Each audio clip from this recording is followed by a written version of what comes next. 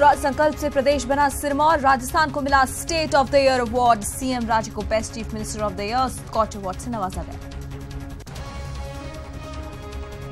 रक्षा मंत्री आज रहेंगे बाड़मेर दौरे पर। उत्तरलाई एयरफोर्स स्टेशन पर आयोजित कार्यक्रम में करेंगी शिरकत। Air chief marshal PS Dhanoa भी रहेंगे साथ। आज से बीजेपी के बूथ विस्तारक योजना का दूसरा चरण 27,000 बूथों पर आज से शुरू होगा अभियान। केंद्र और राज्य सरकार की योजनाओं की देंगे जानकारी। रामगंज में हुए तनाव के बाद काबू में हालात। इलाके में कर्फ्यू अब भी जारी। आला अधिकारी लगातार कर रहे मॉनिटरिंग। एक बार फिर ओमान में फंसे 50 भारतीय। चूरू, झुंझुनू और सीकर के रहने वाले हैं 9 लोग। पीड़ितों ने ईटीवी से लगाई मदद की गुहार। नमस्कार, मैं राधिका कौशिक और आप देख रहे हैं हमारा स्थान। तो आइए करते हैं खबरों की शुरुआत। सबसे पहले बात बड़ी खबर पर। प्रतापगढ़ में सिलेंडर फट गया है। गैस सिलेंडर फटने से 2 युवक घायल हो गए हैं। दोनों को गंभीर हालत में उदयपुर रेफर कर दिया गया है। बता दें कि खाना बनाते समय ये हादसा हुआ। छोटी सादड़ी गोल मगरी की ये घटना है। बड़ी खबर, प्रतापगढ़ में सिलेंडर फटने से हादसा हुआ। गैस सिलेंडर फटने से 2 युवक घायल हो गए। दोनों को गंभीर हालत में उदयपुर रेफर कर दिया गया है। खाना बनाते समय ये हादसा हुआ। बता दें कि ये घटना छोटी सादड़ी गोल मगरी की है।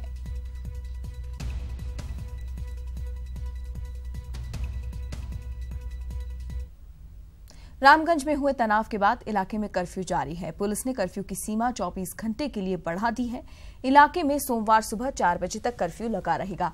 वहीं इलाके में इंटरनेट सेवा आज रात तक बंद रहेगी। प्रभावित इलाके में पुलिस कमिश्नरेट के जाब्ते के अलावा आरएसी की 9 कंपनियां तैनात की गई हैं। वहीं पुलिस के आला अधिकारी हालातों पर नजर बनाए हुए हैं। वहीं शनिवार को रामगंज थाने में शांति समिति की बैठक आयोजित हुई, जहां पुलिस कमिश्नर और डीसीपी मौजूद रहे। पुलिस कमिश्नर ने यह साफ कहा कि अगर किसी के साथ अन्याय हुआ है तो पूरे मामले की जांच करवाई जाएगी, लेकिन कानून व्यवस्था जो बिगाड़ेगा उसको कतई बख्शा नहीं जाएगा। साथ ही शांति समिति के सदस्यों से शांति बनाने की अपील भी की गई।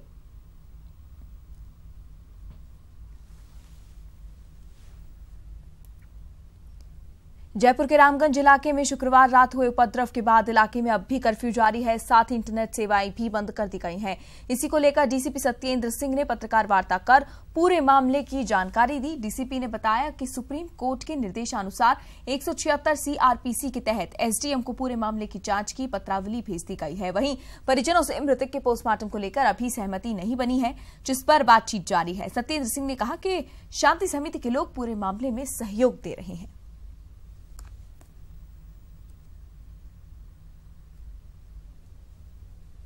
माननीय उच्चतम न्यायालय के निर्देशानुसार संबंधित एसडीएम को 176 सीआरपीसी के तहत जांच के लिए पत्रावली भिजवा दी है। वहां से आगे से जो जांच की जो रिपोर्ट हमें प्राप्त होगी उसके अनुसार अग्रिम कार्रवाई इस पे की। तो रामगंज में अब हालात काबू में है। तनाव के बाद इलाके में कर्फ्यू हालांकि अभी भी जारी है। इंटरनेट सेवाएं बंद है और कर्फ्यू की सीमा 24 घंटे के लिए बढ़ा दी गई है सुरक्षा के मद्देनजर। साथ ही बता दें कि शांति समिति ने यहां पर अहम रोल अदा किया है और शांति बनाए रखने की अपील जहां की, वहीं पुलिस कमिश्नर और डीसीपी भी मौजूद रहे बैठक में, जो कि रामगंज थाने में की गई शांति समिति के साथ। तस्वीरें इससे जुड़ी आपको दिखा भी रहे हैं। बता दें कि पुलिस कमिश्नर ने इस दौरान साफ कहा कि अगर किसी के भी साथ अन्याय हुआ है तो पूरे मामले की जांच की जाएगी और कार्रवाई की जाएगी। सतवीर हमारे संवाददाता अधिक जानकारी के लिए हमारे साथ जुड़ गए हैं। सतवीर, समय सीमा बढ़ा दी गई है इस कर्फ्यू की, क्या कारण रहे इसके?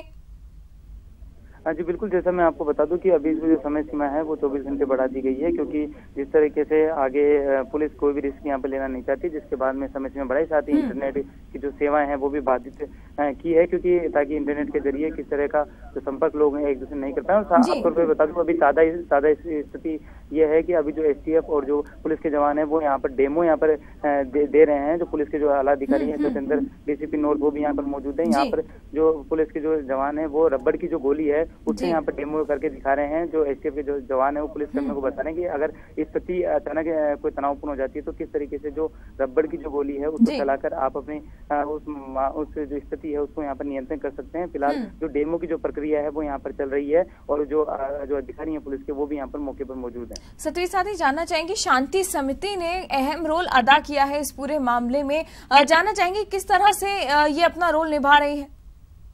बिल्कुल, शांति समिति के जो सदस्य हैं, कल उनकी मीटिंग यहाँ पर हुई थी। पुलिस कमिश्नर संजय अग्रवाल के नेतृत्व में यहाँ पर मीटिंग का आयोजन किया गया था। समिति के सदस्यों ने बताया था कि पूरी तरीके से मामले पे वो उनके साथ हैं। साथ ही अगर कोई जो अप्रिय घटना अगर होती है तो उससे निपटने के लिए भी वो सार्थक कदम पुलिस के कदम से कदम मिलाकर काम करेंगे।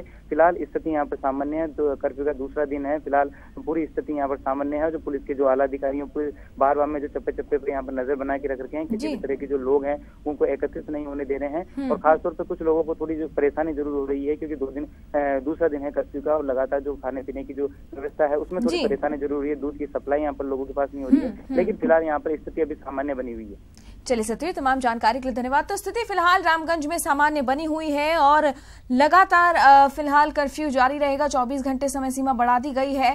साथ ही थोड़ी परेशानियां लोगों को जरूर आ रही हैं, लेकिन कहीं ना कहीं अब हालात सामान्य होने लगे हैं। साथ ही बढ़ते हैं आगे, बात सीकर की कर लेते हैं, जहां दो पक्षों में विवाद हुआ। खेत में आवारा पशु घुसने को लेकर मारपीट हुई। मारपीट में एक व्यक्ति की मौत हो गई है। पाटन थाना इलाके के कोला की नांगल गांव का ये मामला है। पुलिस ने शव को पाटन अस्पताल की मोर्चरी में रखवा दिया है। और अधिक जानकारी के लिए हमारे संवाददाता अशोक हमारे साथ जुड़ गए हैं। अशोक, किस तरह से मारपीट हुई, किस तरह से पूरा घटनाक्रम रहा? देखिए राधिका, मैं बताऊं कि ये पाटन थाना इलाके के नांगल गांव है, वहाँ पे देर रात की घटना बताई जा रही है। इसमें आवारा पशु जो गाय थी खेत में घुसने को लेकर पूरा विवाद हुआ था और इसको लेकर ही दो पक्ष आमने सामने हो गए थे। उसी दौरान मारपीट के अंदर जो कोला की नांगल गांव का रहने वाला भक्ताराम मीणा है उसकी मौत हो गई थी। उसके बाद जो परिजन है उसके शव को जो पाटन के सरकारी अस्पताल में लेके आए थे। उसके बाद पुलिस को पूरे मामले की जानकारी दी थी। पुलिस ने जो है शव का पोस्टमार्टम करवाने की जो है कार्रवाई वो शुरू कर दी है। हालांकि दोनों पक्षों में विवाद और मारपीट की बात भी इसमें सामने आ रही है, जिसके चलते भक्ताराम की मौत हुई है। तो पुलिस तमाम तरीके से सारे एंगल पे जो है पूरे मामले की जांच कर रही है। जी, चलिए, तमाम जानकारी के लिए धन्यवाद अशोक। तो दो पक्षों में विवाद हुआ और फिलहाल पुलिस मामले की जांच करने में जुटी हुई है। और अब बात करते हैं प्रदेश के मान बढ़ने की। प्रदेश की मुख्यमंत्री वसुंधरा राजे को best chief minister of the year Skoch award और राजस्थान को state of the year award से सम्मानित किया गया है। नई दिल्ली में कॉन्स्टिट्यूशन क्लब के मावलंकर हॉल में स्कॉच ग्रुप की ओर से आयोजित भव्य समारोह में राजस्थान विधानसभा के उपाध्यक्ष राव राजेंद्र सिंह ने मुख्यमंत्री राजे और प्रदेश के प्रतिनिधि के रूप में ये अवार्ड ग्रहण किया। समारोह में राजस्थान को विभिन्न श्रेणियों में कुल 57 अवार्ड दिए गए हैं। दरअसल राजस्थान को बीमारू प्रदेश की श्रेणी से बाहर करने के साथ ही गुड गवर्नेंस, सूचना प्रौद्योगिकी, कौशल विकास और महिला स्वावलंबन जैसे कई क्षेत्रों में उत्कृष्ट कार्य और उपलब्धियों के लिए ये अवार्ड दिए गए हैं। समारोह के मुख्य अतिथि के रूप में केंद्रीय पर्यटन तथा इलेक्ट्रॉनिक और सूचना प्रौद्योगिकी राज्य मंत्री KJ अल्फोंस भी मौजूद थे। अवार्ड समारोह में राव राजेंद्र सिंह ने कहा कि भौगोलिक दृष्टि से देश के सबसे बड़े रेगिस्तान प्रधान प्रदेश राजस्थान में विकास की चुनौतियां दूसरे प्रदेशों की तुलना में बहुत हैं, लेकिन मुख्यमंत्री राजे की दृढ़ इच्छा शक्ति, कड़े परिश्रम और कुशल नेतृत्व के फलस्वरूप राजस्थान में सुराज लाने का उनका विजन आज मूर्त रूप ले रहा है। इस बात की प्रसन्नता है कि आईटी क्षेत्र में राजस्थान, जो कल तक लोग बाग ये समझते थे कि एक बीमारू प्रदेश है, आज वित्तीय अनुशासन के संपर्क में ही नहीं लेकिन आईटी क्षेत्र में भी एक उत्कृष्ट कार्य कर रहा है। श्रीमती वसुंधरा राजे जो हमारे मुख्यमंत्री भी हैं और आईटी सेक्टर की मंत्री भी हैं, उनके स्वयं के प्रयत्न से और उनकी पूरा का पूरा जो डिपार्टमेंट है जिसमें हमारे सेक्रेटरी मिस्टर अरोरा भी हैं, उनके प्रयास से आज राजस्थान उन ऊंचाइयों तक पहुंचा है जो कल लोग बाग इसकी कल्पना तक नहीं करते थे। जहां लिटरेसी रेट्स हमारी बिलो पार थी, धीरे धीरे लिटरेसी रेट भी अपने आप नेशनल लेवल से के बराबर आ रही है और उससे भी ऊपर जाने की परिस्थिति में है। आईटी क्षेत्र में इतना बड़ा उत्कृष्ट कार्य करना और उसको इनेबल करके और यथार्थ में परिवर्तित कर देना, ये अपने आप में एक साधुवाद का कार्य है।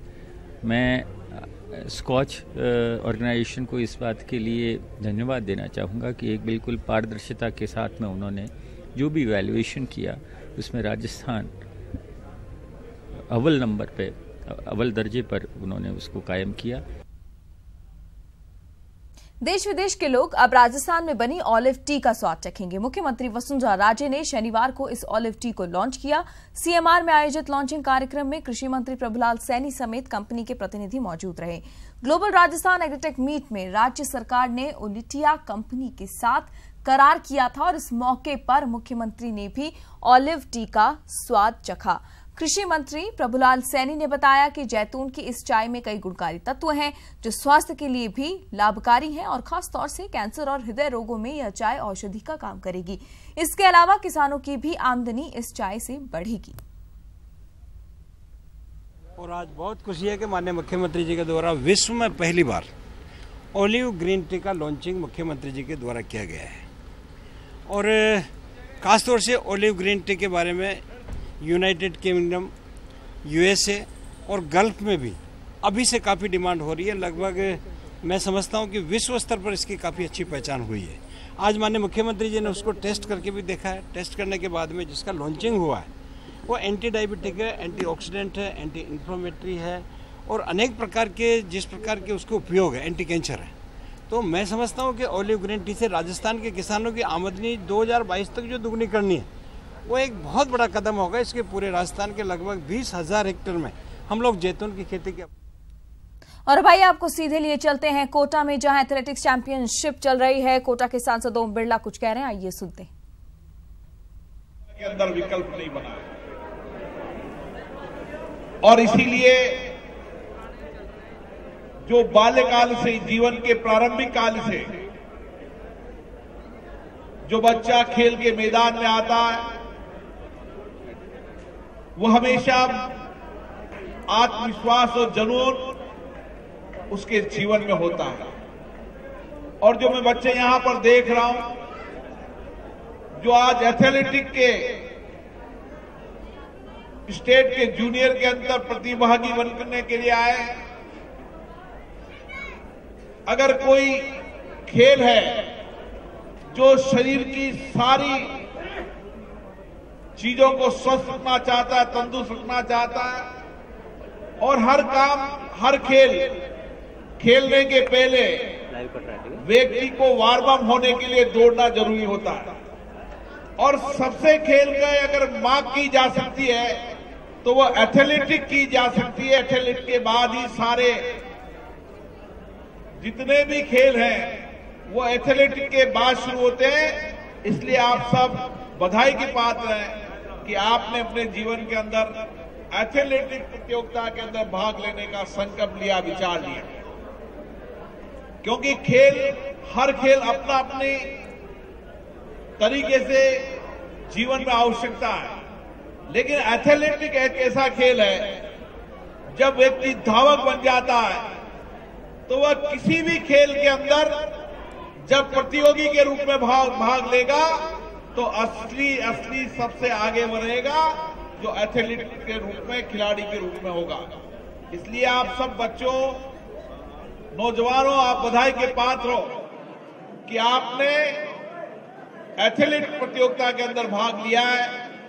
जो खेल शुरुआत होती है तो बिना धावक के, बिना दौड़े कोई भी खिलाड़ी किसी भी खेल के अंदर अपना मेडल प्राप्त नहीं कर सकता अगर वो एथलेटिक के अंदर कमजोर है, दौड़ के अंदर कमजोर है। और इसीलिए आप सब लोग खेल के मैदान में तैयार हैं। ये दुनिया में हम सब जानते हैं, खेल के अलावा दुनिया के अंदर कोई विकल्प नहीं जो व्यक्ति को स्वस्थ रखे, जो मन को स्वस्थ रखे। और जो चरित्रवान और देशभक्त नौजवान होता है वही खेल के मैदान में आता है। हमेशा दुनिया के अंदर, अपने जीवन के अंदर जो खिलाड़ी खेल के मैदान में आता है वह हमेशा अनुशासित होता है, चरित्रवान होता है, देशभक्त होता है और खेल की प्रतिस्पर्धा में भाग लेने के लिए उसके मन में जुनून और आत्मविश्वास होता है।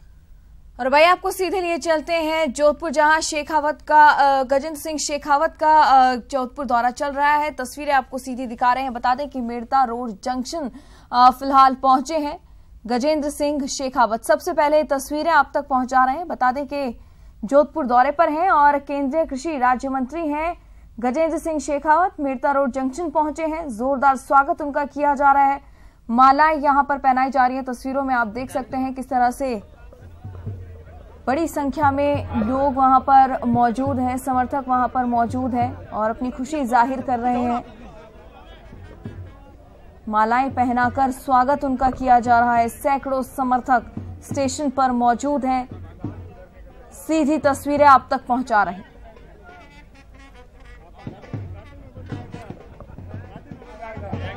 बड़ी संख्या में तो लोग वहां पर पहुंचे हैं ही, साथ ही माल्यार्पण कर पूरे आदर भाव के साथ उनका स्वागत यहां पर किया जा रहा है। खुशी जाहिर करने के लिए बैंड बाजा भी वहां पर बुलवाया गया है। संगीत के साथ स्वागत किया जा रहा है। बड़ी संख्या में लोग वहां पर मौजूद हैं और यहां पर जिंदाबाद के नारे भी समर्थक लगा रहे हैं। बड़ी संख्या में लोग पहुंचे हैं। फूल माला पहनाकर स्वागत यहां पर किया जा रहा है। जोधपुर दौरे पर हैं गजेंद्र सिंह शेखावत। बता दें केंद्रीय कृषि राज्य मंत्री हैं और पहुंचे हैं फिलहाल मेड़ता रोड जंक्शन, जहां बड़ी संख्या में समर्थक जुटे हैं स्वागत करने के लिए, एक झलक पाने के लिए गजेंद्र सिंह शेखावत की। जोरदार स्वागत गजेंद्र सिंह शेखावत का यहां किया जा रहा है। आप देख सकते हैं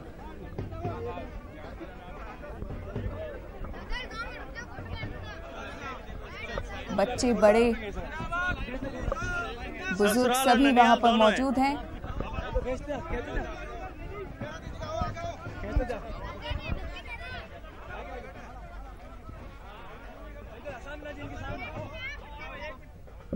बड़ी संख्या में लोग वहां पर मौजूद हैं।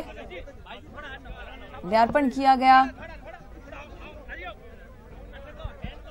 मालाओं से लद गए हैं गजेंद्र सिंह शेखावत।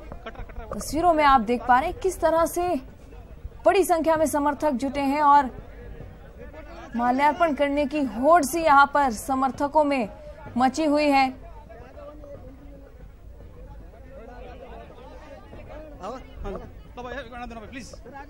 गजेंद्र सिंह शेखावत के ऊपर ये जो मालाओं का भार है, असल में ये उम्मीदों का भार है जो लोगों ने लगाई हैं। अब इनसे केंद्रीय कृषि राज्य मंत्री हैं, बड़ी उम्मीदें लोगों को यहाँ पर, और अभिवादन स्वीकार कर रहे हैं पूरे सम्मान के साथ। बड़ी संख्या में समर्थक जुटे हुए हैं।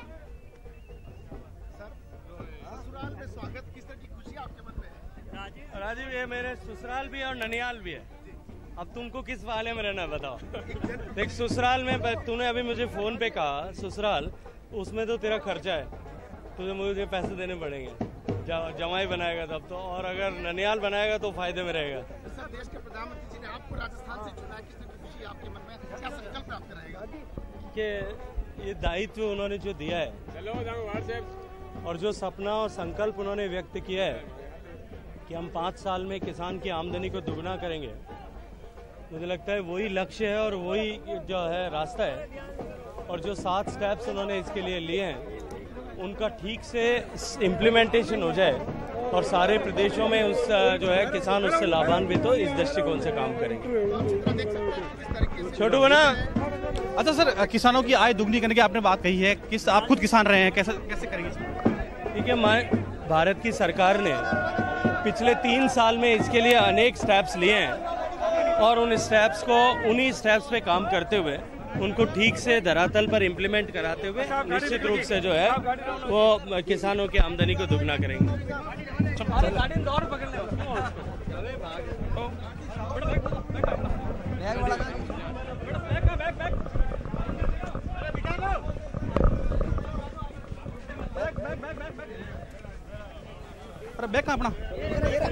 यहाँ पर जोधपुर से अपने रिश्ते की बात करते नजर आए।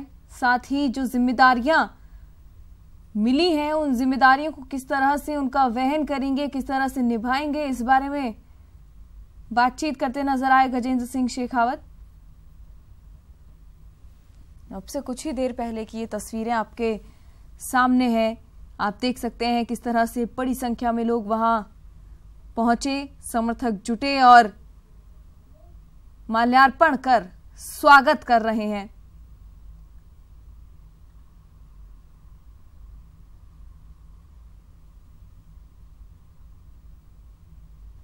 बता दें मेड़ता रोड जंक्शन पहुंचे हैं और उनके इस दौरे की हर अपडेट आप तक पहुंचाने की पूरी कोशिश हम कर रहे हैं। और देख सकते हैं आप किस तरह से मालाएं पहनाकर समर्थक स्वागत कर रहे हैं। मीडिया से बातचीत कुछ ही देर पहले कर रहे थे, अपनी जिम्मेदारियों के बारे में बातचीत की, जो दायित्व सौंपा गया है उसके बारे में बातचीत की। कहीं ना कहीं उम्मीदें यहां पर बढ़ गई हैं। अब गजेंद्र सिंह शेखावत से, केंद्रीय कृषि राज्य मंत्री हैं, अब किसानों की समस्याओं का भार अब उन्हें वहन करना है और उम्मीदें लगा के यहां पर समर्थक जुटे हैं गजेंद्र सिंह शेखावत से। और सेल्फी का दौर यहां पर शुरू हुआ। एक होड़ सी मची हुई है समर्थकों में। कौन पहले माला पहनाए, कौन पहले बातचीत करे, मुखातिब हो।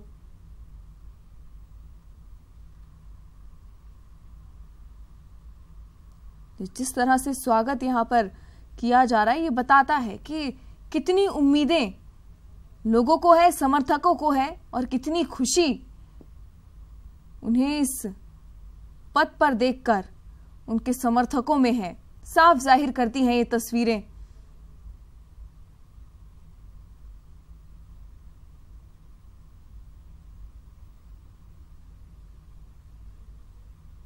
मालाओं के साथ ही उम्मीदें भी यहां पर गजेंद्र सिंह शेखावत को पहनाई जा रही हैं। उम्मीदें उनसे प्रदेश भर को अब हैं। बता दें कि जोधपुर दौरे पर हैं और जोरदार स्वागत उनका किया जा रहा है। सीधी तस्वीरें आपको दिखा रहे हैं।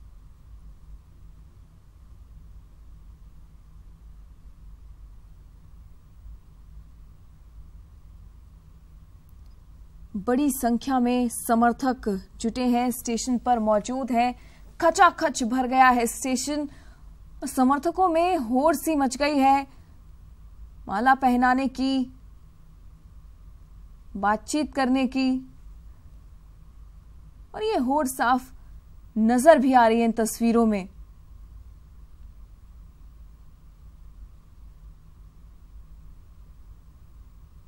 कोई सेल्फी ले रहा है, कोई माला पहना रहा है।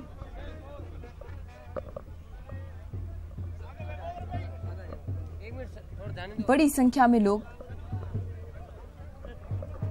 बता दें कि मेड़ता रोड जंक्शन पहुंचे हैं। सीधी तस्वीरें वहां से आप देख पा रहे हैं।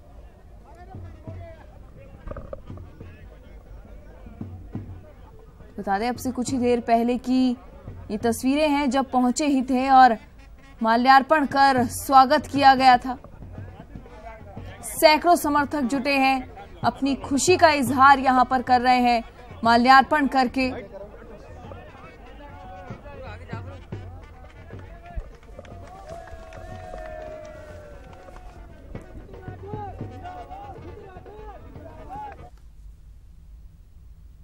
और अब आइए सीधे रुक करते हैं कोटा का, जहां एथलेटिक्स चैंपियनशिप जारी है। खिलाड़ियों का सम्मान वहां पर किया जा रहा है और सांसद ओम बिरला वहां पर मौजूद हैं, खिलाड़ियों का सम्मान कर रहे हैं।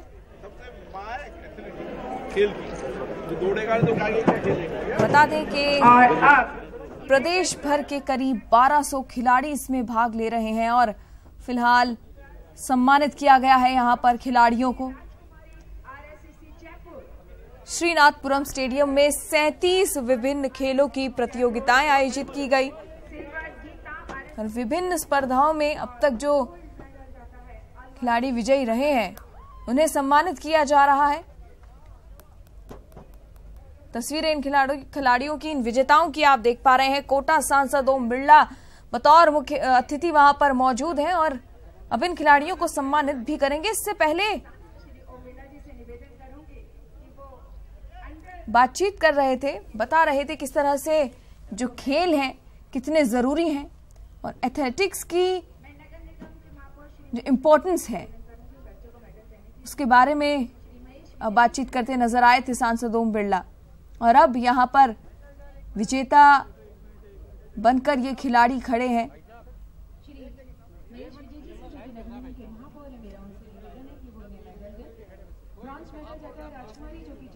एथलेटिक्स चैंपियनशिप तो है ही, साथ ही नन्हे मुन्नू का सांस्कृतिक कार्यक्रम भी, और इन्हीं प्रतिभागियों के साथ तस्वीर खिंचाते नजर आ रहे हैं। और अब सम्मानित किया जा रहा है इन खिलाड़ियों को जो कि विजेता साबित हुए हैं।